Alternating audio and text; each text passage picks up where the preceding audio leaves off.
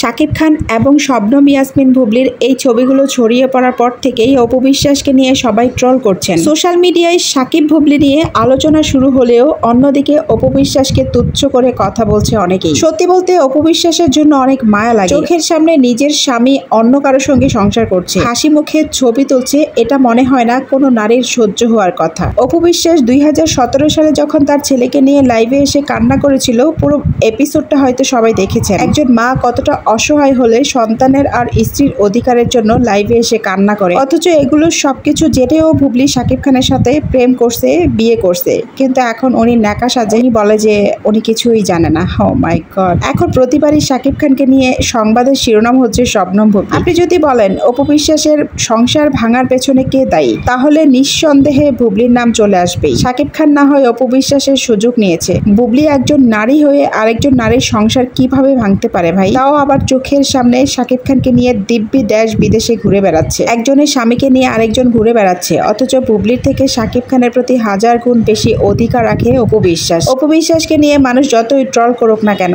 সত্য হলো নারী তার প্রিয় মানুষের ভাগ কাউকে দিতে চায় না। আমার ভিডিওতে আইসা অনেকেই বলেন অপু বিশ্বাসের ডিভোর্স হয়ে গেছে, আপনারা কি কোনো পেপারস দেখছেন? বুবলিও তো কাবিননামা দেখাতে পারে না, তাহলে আমরাও তো বলতে পারি বুবলির বিয়েই হয় নাই। তো ভিউয়ার্স, আপনাদের কি মনে হয় অপু বিশ্বাসের সাজানো সংসার ভাঙার পেছনে বুবলির হাত নেই? অবশ্যই কমেন্ট করে জানাবেন।